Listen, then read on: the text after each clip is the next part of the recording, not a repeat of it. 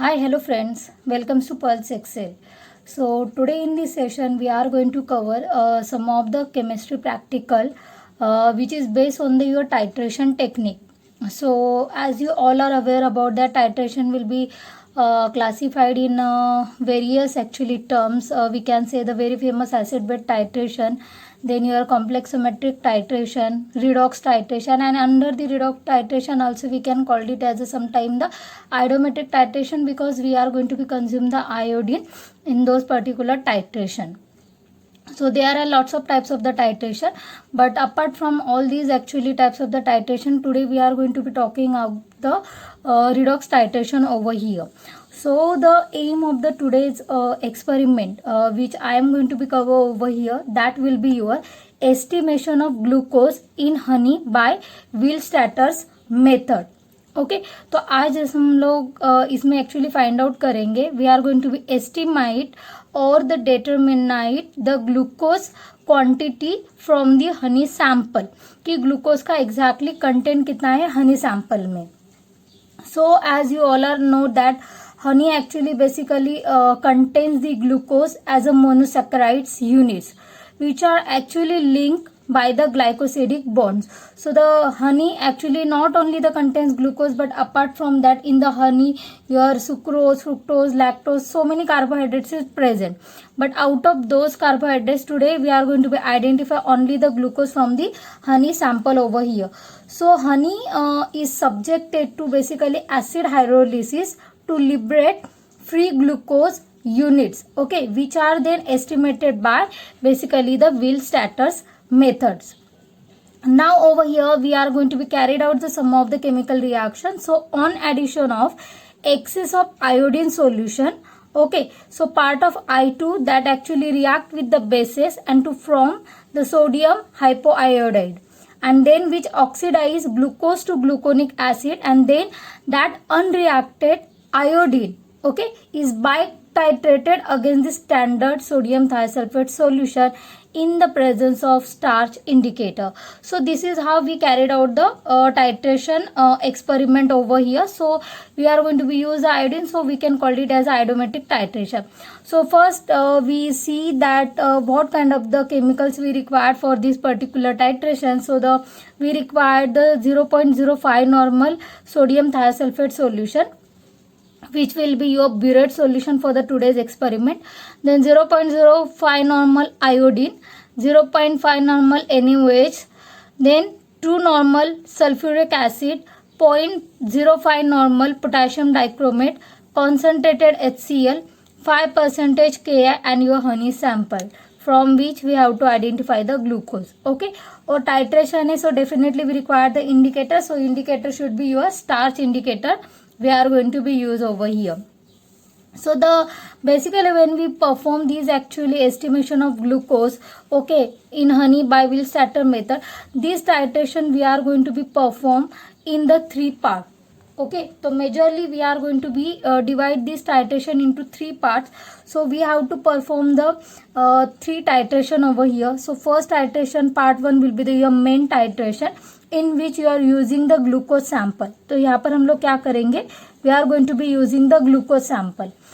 Part 2 जो है it is a blank titration. So mention over here that blank, blank का मतलब है यहाँ पर हम लोग यूज करेंगे instead of glucose distil water. And part 3 will be the standardization. Standardization actually पता है it is a very famous technique in which you are going to be identify the normality of your sample solution. मतलब वो exactly है कि नहीं वो हम लोग चेक करते हैं. तो in the today's experiment your burette solution will be sodium thiosulfate solution which are having this normality. So we are just identify whether it's a 0.05 normal है या नहीं. तो हम लोग उसे standardization technique बोलते हैं. So in the standardization we are going to be use the standard solution, and by using the standard solution we are going to be standardize this sodium thiosulfate solution. Okay, now to standardize this sodium thiosulfate solution we are going to be use over here the potassium dichromate chemical. Okay, तो ये आपका part थी. सो this is how यहाँ पर हम लोग जो titration perform करेंगे वो थ्री पार्ट्स में परफॉर्म करेंगे. पार्ट 1 मेन टाइट्रेशन होगा जो हमें ग्लूकोज एस्टिमेट करना है. पार्ट 2 होगा आपका blank titration with distil water. तो यहाँ पे हम लोग हनी सैंपल नहीं यूज करेंगे, only distil water. So the difference is that in the main and blank titration, so in order to we determine or find out exactly how much of I2 is consumed in the titration, तो ये हमें ये दो titration से पता चलेगा. And this will be the your basic titration, that will be the standardization. So first we start with the our main part 1, that main titration with the glucose titration. तो glucose titration basically look over here that हम लोग उसको कैसे perform करेंगे. So these are the actually procedure that how we are going to be carried out the experiment. So first of all what we are going to be we take the some beaker. In that beaker we are going to be add your honey sample, okay, and along with that hot water. Then these actually honey sample, okay, is completely dissolved into the means hot water. Then this solution we are going to be transfer into the standard measuring flask which is the 100 ml. तो जो 100 ml का standard measuring flask होगा उसमें हम लोग डालेंगे. And then up to the mark, okay, up to the mark we are going to be dilute this honey sample. Once you are going to be prepared your what honey sample, out of this actually 100 ml we are going to be what pipette out 10 ml of sample solution, which honey sample solution. हम लोग क्या करेंगे 10 ml of this honey sample solution withdraw करेंगे and transfer into the what your glass tapered bottle. तो जैसे हम लोगों ने इसमें ग्लास टपर्ड बॉटल में डाल दिया आपका honey sample solution which is approximately how much amount student 10 ml. So in that 10 ml now we are going to be add 5 ml of the NaOH solution. मतलब हम लोग ऐड करेंगे base. अब जैसे कि आपको पता है हनी एंड हॉट वाटर का जो कलर होगा that will be the colourless solution. Then again 5 ml NaOH if I am going to be add, that is again going to be colorless solution. After that we are going to be add the 25 ml I2 solution. तो आपको pipette out करना है iodine solution I2. और जैसे ही मैंने I2 solution इस solution में transfer किया, now the colour of solution will be brown. तो ये आयोडीन का कलर क्या होता है, it is a dark brown colour. तो ये सॉल्यूशन जो होगा यहाँ पे अपीयर कौन सा होगा colour, dark brown in colour. तो ये हुआ आपका रिएक्शन मिक्सचर. ओके, तो रिएक्शन मिक्सचर में क्या है आपका honey sample 10 ml, 5 ml NaOH and 25 ml I2. Mix करो properly reaction mixture, shake the bottle properly and then that bottle will be what tight with the lid. तो उसमें आपको lead लगाना. अब लीड जो होगा यहाँ पे स्टपर बॉटल का that should be moist with the 5% KI solution. अब यहाँ पे याद रखो मैंने क्या बोला, जो भी आप लीड लगाओगे स्टपर बॉटल को that should be moist with 5% KI solution. अब 5% KI सोल्यूशन से हमें क्यों मॉइस्ट करना है, ताकि इसमें जो भी आपका आयोडीन 25 ml आपने जो ऐड किया दैट शुड बी प्रिवेंट, तो उसका लॉस नहीं होना चाहिए, बिकॉज यही I2 हमें आगे टाइट्रेशन में यूज करना है. So to prevention of and the loss of I2 from this reaction mixture we are going to be put the lid on the stoppered bottle tight with the lid with the moist 5% KI solution. तो आपका reaction mixture यहाँ पे ready हुआ. Then this reaction mixture you are going to be keep in to the dark room for 30 minutes. तो आधे घंटे के लिए आपको ये रिएक्शन मिक्सचर को क्या करना है, डार्क रूम में स्टोर करना है. As soon as your 30 minutes are going to be finished, remove this flask. अब ये जो फ्लास्क है इसमें कौन सा कलर सोल्यूशन है, डार्क ब्राउन कलर सोल्यूशन है. मैंने 30 मिनट मेरा फिनिश हुआ. Now I am just suppose to remove the stopper bottle from the dark room.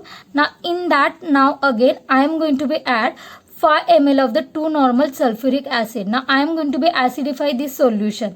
Okay, so अब रिएक्शन मिक्सचर आपका क्या है, हनी NaOH है, I2 है. So this is your reaction mixture solution.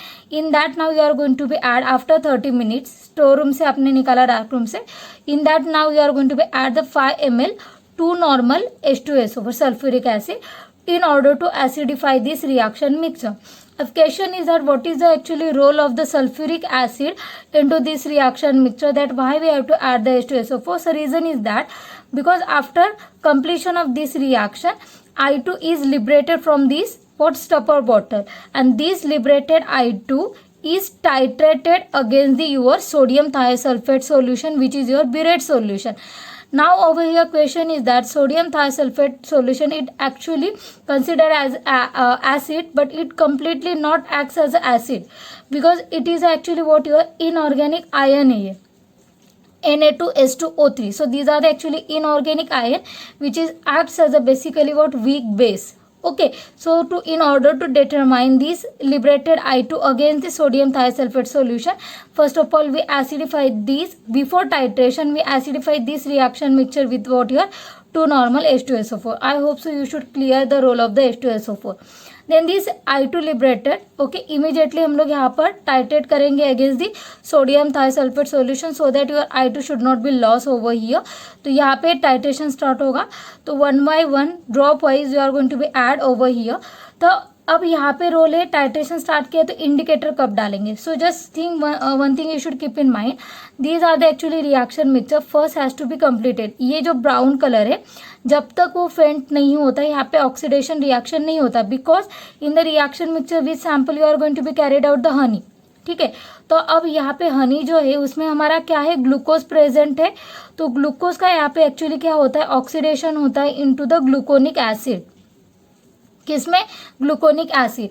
तो टिल ये ब्राउन कलर सॉल्यूशन जब तक येलो कलर नहीं अपीयर होता तब तक हम लोग क्या करेंगे, उसमें सोडियम थायोसल्फेट सॉल्यूशन डालेंगे. Once you will get here what the yellowish colour solution, तो अप्रोक्सीमेटली 10 ml तक आपको ये येलो कलर आ जाएगा. मतलब 10 ml मैंने क्या किया, सोडियम थायोसल्फेट सॉल्यूशन को रन किया into the your glass or bottle, so you will get yellow color. So as soon as मतलब till end point जैसे ही yellow color appear होगा you should add the starch indicator. अब starch indicator पे आपका colorless है, but as soon as you are going to be add the starch indicator into these actually reaction mixture, now these yellow color solution turns into the blue color. यहाँ पे कौन सा colour होगा आपका, पहले तो ब्लू कलर अपीयर होगा. अब ब्लू कलर क्यों अपीयर हो रहा है, because there will be the formation, complex formation taking place in between the what your sodium thiosulfate solution and the your honey sample. तो यहाँ पर जो है उसमें complex formation हो रहा है with the indicator. So just because of that you will get here very nice blue color in solution.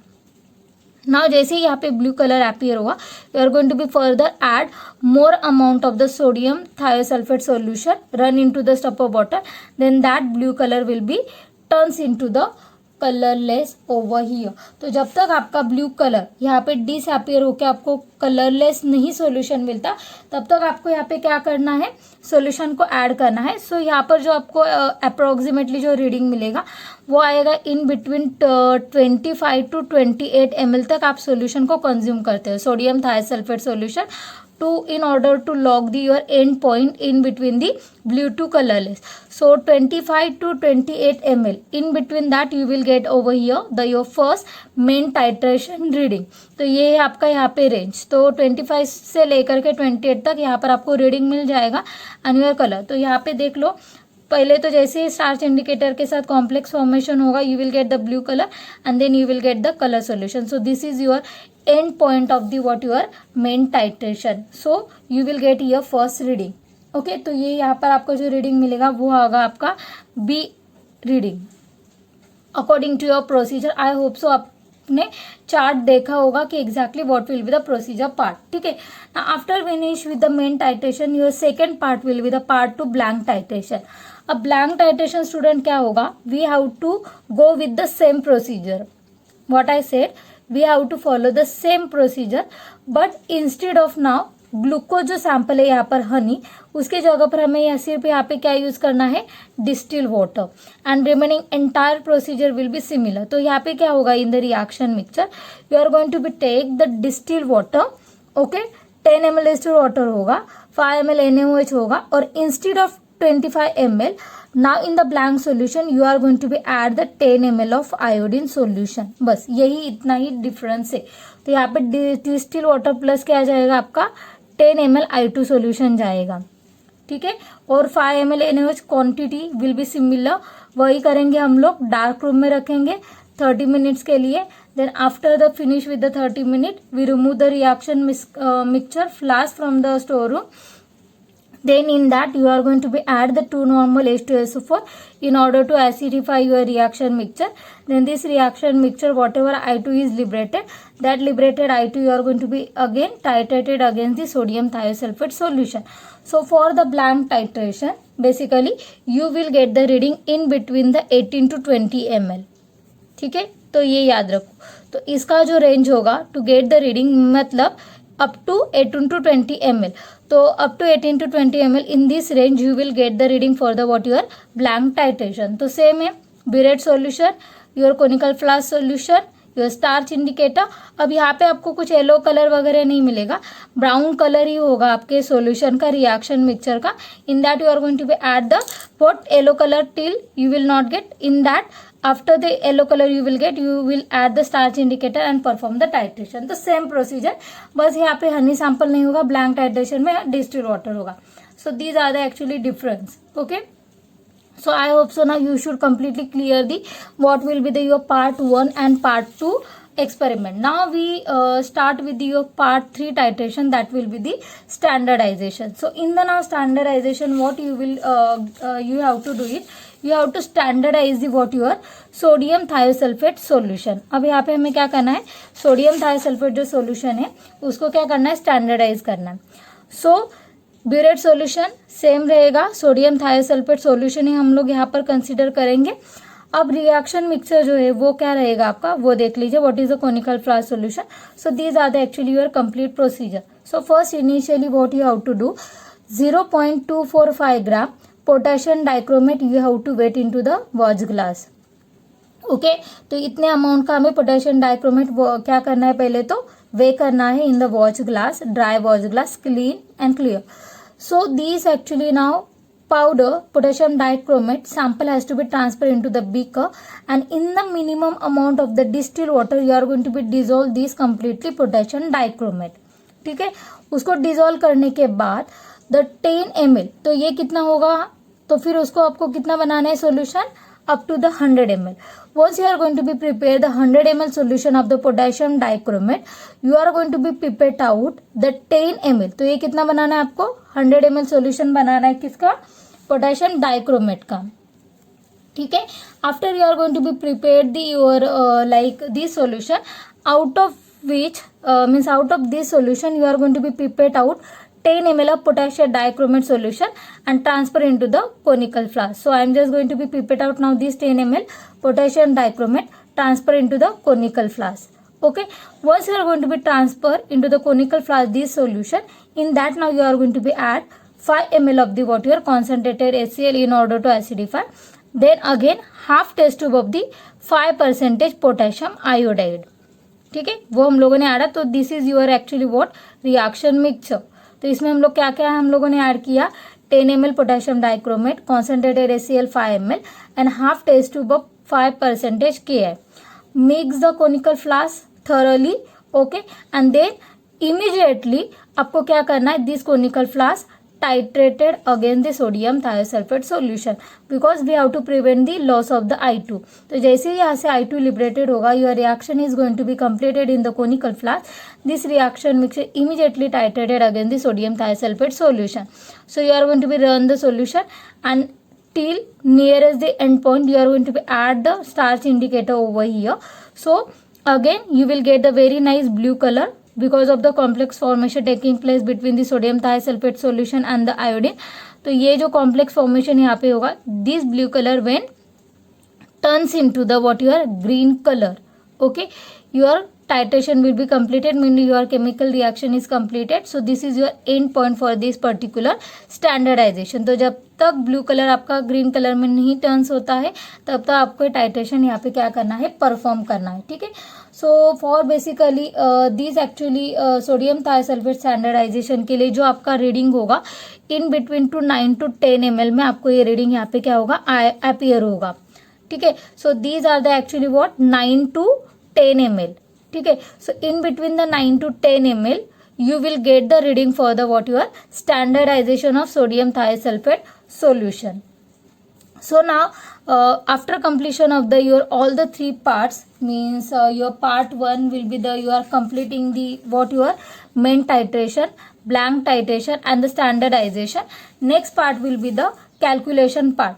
अब calculation में आपको क्या करना है स्टूडेंट्स, यहाँ पे मेंशन किया हुआ है that 10 ml of 0.05 normal I2 required, this much amount of 0.05 normal sodium thiosulphate solution. तो ये आपका फर्स्ट रीडिंग जो होगा ये कौन सा आपका होगा, ब्लैंक रीडिंग. ठीक है। तो ब्लैंक रीडिंग मतलब आपका AML रीडिंग, तो ब्लैंक जो है यहाँ पर टेक अ लुक, ये वाला बोला था मैंने। तो ब्लैंक रीडिंग का रेंज कितना आपका यहाँ पर आया है 18 to 20 ml। So you can take any one of the reading from the 18 to 20 range and put over here, ठीक है। तो आपको मिला first reading. Now 25 ml would required, तो 10 ml हम लोगों ने आयोडीन कहाँ पे यूज किया था, ब्लैंक में।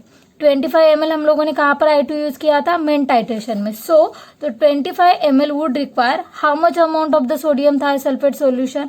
तो आपको क्या करना है 2.5 इंटू ब्लैंक जो रीडिंग मिलेगा आपको आपके डिस्टिल वाटर का, उसके साथ आपको मल्टीप्लाई करना है। So you will get the here 25 ml।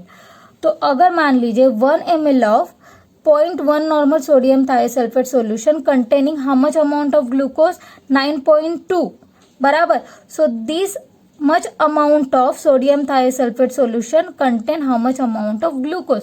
तो यहाँ पे अब आप क्या करोगे, क्रॉस मल्टीप्लीकेशन। अगर 1 ml में 9.2 है, ठीक है, तो ये वाले आपके अमाउंट में जो आपको यहाँ पे कैलकुलेटेड अमाउंट मिलेगा, तो इस वाले अमाउंट में हमारा ग्लूकोज कितना प्रेजेंट है। तो क्या करोगे आप, क्रॉस मल्टीप्लीकेशन। तो simple, that's why 2.5 A minus B ml। अब B ml आपका कौन सा रीडिंग होगा स्टूडेंट, यहाँ पे मेन जो आपका ये वाला टाइट्रेशन है, आई मेंशन ओवर हियर। तो ये वाला रीडिंग कितना है 25 to 28। तो आपको मेन टाइट्रेशन का यहाँ पे रीडिंग नोट डाउन करना है, which is your B ml। So I mention over here the main reading. सो ये कैलकुलेट करो, तो ओवरऑल जो कैलकुलेशन होगा that how much milligram of glucose is present in your sample, that will be 2.5 blank reading minus main reading into 9.2, that will be the your reference quantity of the glucose. It has to be multiplied with the 0.05 normal sodium thiosulfate solution. अब ये जो 0.05 normal है, this reading sometime may be changed because in the standardization, okay, in the standardization of sodium thiosulfate solution, when you are going to be calculate the normality of the sodium thiosulfate solution by using the formula M1 V1 M2 V2, because your reading will be in the range of 9 to 10. तो may be 0.05 के जगह पे किसी को मिलेगा 0.048, 0.049 something you will gate, या फिर 0.047, ये कैलकुलेशन में आपको रीडिंग मिल सकता है। तो यही रीडिंग आपको यहाँ पे डालना है। तो ये वाला रीडिंग हुआ ये। सो डिवाइडेड बाय कितना 0.1 normal, which is the reference what normality of sodium thiosulphate solution. You just make the calculation. So you will get here x milligram of what your glucose solution. तो ये है आपका sample में इतने milligram of glucose आपका क्या था, present था, ठीक है। So once you will get this quantity, अब हमें निकालना है कि 10 ml में कितना है। तो 1 ml में अगर इतना है तो 10 ml dilute solution contain how much of milligram. तो ये अमाउंट यहाँ पे आपको क्या करना है, मल्टीप्लाई करना है with the 10, because amount of glucose in 100 ml कितना है। सो 10 into multiply with the y। तो ये जो अमाउंट होगा आपका जो हम लोगों ने यहाँ पे निकाला, ये यहाँ पे आपको क्या करना है, मल्टीप्लाई करना है। So you will get the y reading. So once you will get the here y reading, you have to calculate the percentage of glucose in honey. So the percentage of glucose in the honey you have to calculate the reading जो है यहाँ पे आपको y मिलेगा. This y reading you have to divide it by the weight of the honey in milligram. अब weight of the honey in milligram जो है वो सैंपल जो मैंने आपको प्रोवाइड किया था इन द फर्स्ट आइटरेशन. तो यहाँ पे जो अपने हनी सैंपल जो लिया था, जो आपने डाइल्यूट किस में किया था, हॉट वाटर में. तो ये जो है सैंपल का क्वांटिटी वो मैं आपको प्रोवाइड करूंगी. तो वो नियरली होगा आपका 1000 मिलीग्राम. और इन टर्म्स ऑफ अगर ग्राम में हम लोग ने देखा तो वो कितना होगा, 1 ग्राम ऑफ सैंपल होगा which is dissolve in the your distil water. तो ये अमाउंट यहाँ पे आपको क्या करना है, डिवाइड करना है, मल्टीप्लाई विद द योर 100. तो जो परसेंटेज जो आपको फाइनली मिलेगा after the complete calculation, that will be your what, how much of the your percentage will be, you will get nearly 80 to 90% of the result. तो आपका जो result होगा वो कितना होगा, यहाँ पे 80 to 90% of the result you will get the percentage of the glucose in the honey sample. So this is how you have to calculate the entire thing over here. ठीक है. अब the question is that after completion with these actually your main titration, blank titration and the part 3 standardization, what is the exactly reaction will be taking place. तो basically हम लोग यहाँ पे क्या करें, ग्लूकोज टाइट्रेशन करें which is nothing but the what your redox titration ही कर रहे हैं हम लोग, ठीक है। तो यहाँ पे जो हो रहा है आपका ऑक्सीडेशन किसका हो रहा है, बिकॉज हनी सैंपल में आपका क्या स्टूडेंट प्रेजेंट है, ग्लूकोज है, तो ग्लूकोज का यहाँ पे क्या हो रहा है, ऑक्सीडेशन हो रहा है किसमें, ग्लूकोनिक एसिड में। तो ये रिएक्शन है। अब रिएक्शन मिक्सचर में बेसिकली हम लोग क्या कर रहे हैं, use first of all look over here in the reaction mixture you are going to be use what, NaOH and I2, ठीक है। And in that you are going to be add the 10 ml honey sample, मतलब glucose sample. तो first जो reaction यहाँ पे होगा वो किस में होगा, NaOH जो है पहले रिएक्ट होगा आयोडीन के साथ, देन यू विल गेट यहाँ पर सोडियम हाइपो आयोडाइड, NaOI मिलेगा, और यहाँ पे क्या होगा, HI विल बी रिमूव। तो ये आपको यहाँ पे प्रोडक्ट मिलेगा, ठीक है। So once you will get the sodium hypo iodide, तो ये एक्चुअली जनरली रिएजेंट जो होता है ये हम लोग यूज करते हैं किसमें, आइडोफॉर्म रिएक्शन में। तो ये यहाँ पे याद रखो। So basically in the iodoform reaction we are going to be use this reagent NaOH and I2. So you will get the product sodium hypoiodide. So once you will get this sodium hypoiodide NaOI, it is easily decomposed into the Na into nascent oxygen. तो आपको यहाँ पे मिलेगा sodium iodide along with this.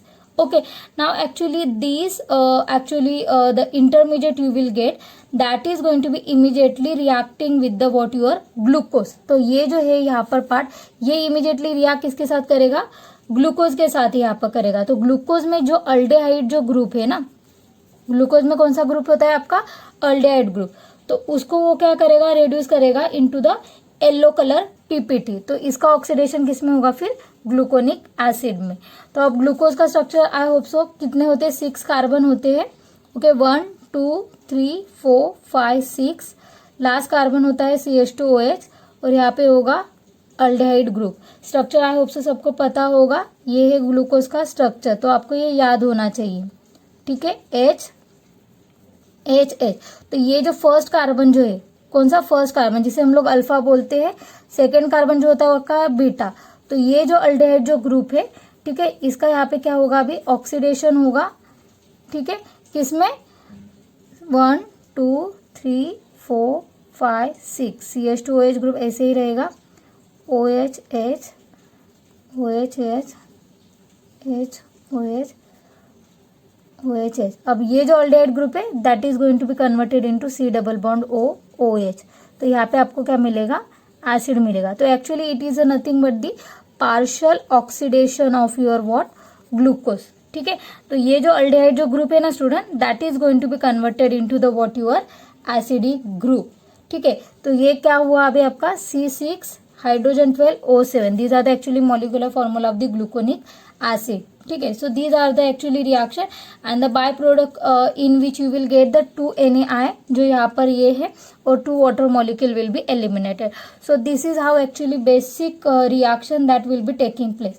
अब उसके बाद after this you will acidify the solution and the last जो titration जो होगा वो किसके बीच में हो रहा है, लिबरेटेड I2, बिकॉज ये सब रिएक्शन होने के बाद आपका I2 लिबरेट होगा। Then this actually liberated I2 you are going to be titrated against the what your sodium thiosulfate solution Na2H2O3. So we require, in order to determine the 1 mole of the iodine, you require the 2 moles of the Na2H2O3. So this is the stoichiometric coefficient ratio. So you will get over here 2 NaI along with the Na2S4OC. तो यहाँ पे आपको मिलेगा sodium tetrathionate, ठीक है, as a by product and 2 NaI. So this is how you will get the complete reaction. Okay, so student means I hope so आपको reaction जो है वो समझ में आया है. What is the exactly titration part is there, that how you are going to be carried out the means titration into the 3 part: main titration, blank titration and the standardization. Okay, but still if you have any doubt regarding this experiment, so definitely you should ask me the question. I definitely resolve all the problems. So once again, thank you so much watching this video. If you really like this video, then don't forget to subscribe us. Thanks a lot.